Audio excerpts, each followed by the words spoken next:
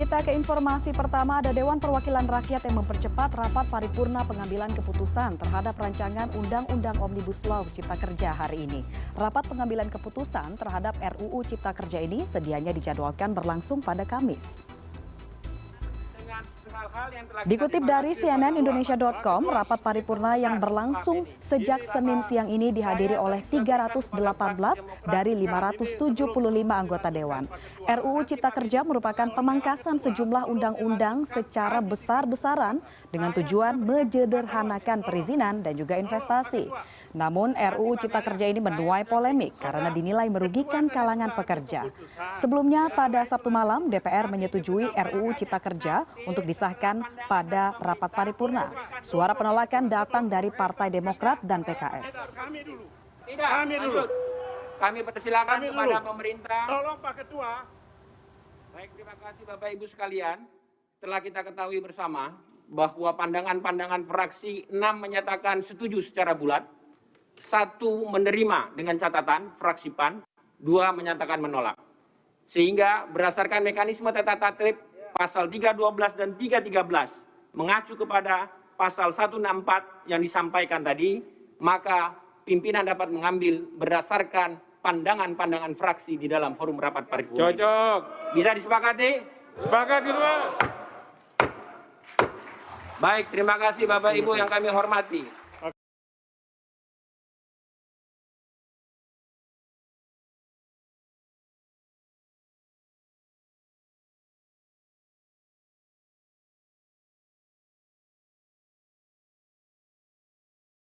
Undang-Undang Cipta Kerja yang merupakan bagian dari Omnibus Law resmi disahkan. Regulasi ini cukup menimbulkan polemik karena dianggap merugikan pekerja dan hanya menguntungkan pengusaha.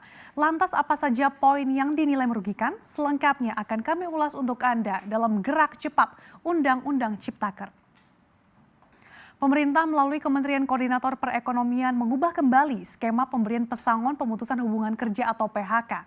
Usulan skema baru pemerintah pembayaran pesangon PHK menjadi 25 kali upah yang sebagian ditanggung pemberi kerja atau pengusaha dan sebagian kecil pemerintah.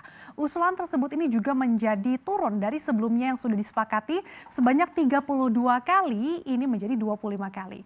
Nah, perhitungan yang baru yaitu yang menjadi beban pelaku usaha atau pemberi kerja maksimal 19 kali gaji dan ditambah dengan JKP 6 kali yang dilakukan pengelolaannya oleh pemerintah melalui BPJS.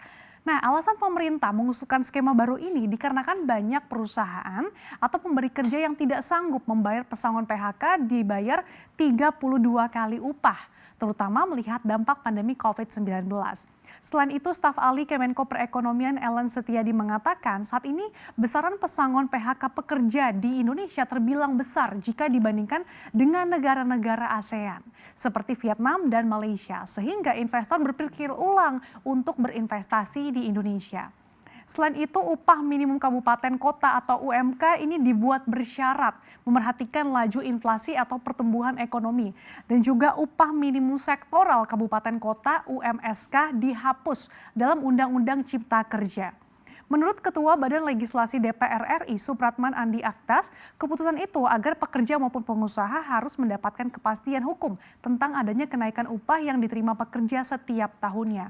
Namun menurut Ketua Konfederasi Serikat Pekerja Indonesia Said Iqbal, UMK ini tidak perlu bersyarat dan UMSK ini harus tetap ada karena UMK setiap kabupaten kota itu berbeda nilainya.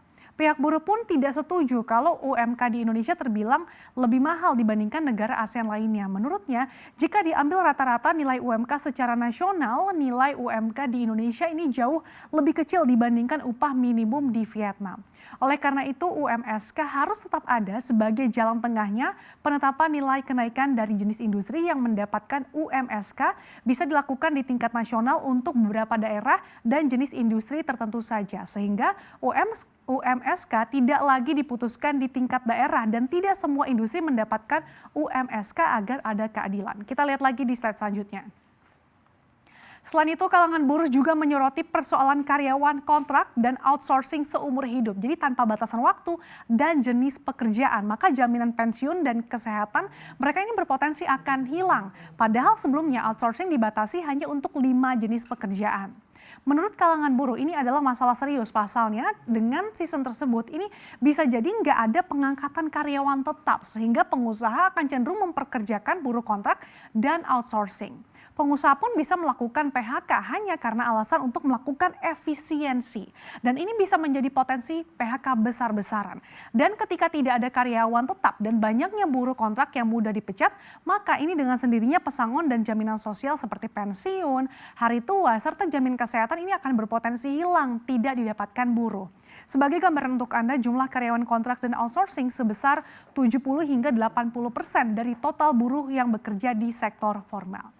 Selain itu, dalam Undang-Undang Cipta Kerja juga disebutkan bahwa buruh kontrak yang mendapat kompensasi adalah yang memiliki masa kerja minimal 1 tahun. Hal ini dinilai bisa menjadi masalah serius bagi buruh karena pihak yang akan bayar jaminan ini kehilangan pekerjaan. Untuk karyawan kontrak dan outsourcing menjadi tidak jelas dan pengusaha bisa mengontrak buruh di bawah 1 tahun untuk menghindari pembayaran kompensasi. Tentu ini muncul ancaman upah sisa kontrak dari karyawan kontrak dan pekerja outsourcing ketika kontraknya diputus di tengah jalan sebelum habis masa kontrak yang diperjanjikan pengusaha. Sementara itu, kalau kita lihat pemerintah membantah jika Undang-Undang Cipta Kerja ini akan mengancam jaminan pekerjaan atau kepastian pendapatan dan sosial. Menteri Koordinator Bidang Perekonomian Erlangga Hartarto menegaskan tujuan utama Undang-Undang Cipta Kerja ini fokus untuk menciptakan lapangan kerja kepada pengangguran yang mencapai 7 juta orang. Dengan Undang-Undang Cipta Kerja ini diharapkan bisa menciptakan lapangan kerja sebanyak 2,7 hingga 3 juta per tahun atau meningkat dari saat ini sekitar 2 juta per tahun untuk menampung 9,29 juta orang yang tidak atau belum bekerja dengan rincian 7,05 juta pengangguran dan 2,24 juta merupakan angkatan kerja baru. Kita lihat lagi di slide selanjutnya. Nah, poin krusial yang juga menjadi sorotan kalangan buruh adalah waktu kerja yang dinilai bersifat eksploitatif. Dalam Undang-Undang Cipta Kerja diatur jam kerja adalah 40 jam dalam seminggu. Karena tidak ada batasan hari, hal ini dinilai ini bisa menyebabkan pengusaha berpotensi untuk mengatur seenaknya jam kerja dengan upah per jam. Padahal dalam Undang-Undang 13 tahun 2003 diatur waktu kerja maksimal 7 jam per hari untuk 6 hari kerja dan 8 jam sehari untuk 5 hari kerja. Sehingga pengusaha ini berpotensi memerintahkan buruh bekerja 12 jam sehari selama 4 hari kerja tanpa dibayar upah lembur, seperti kerja rodi dan bersifat eksploitatif. Selain itu, lembur ini juga bisa dilakukan lebih lama.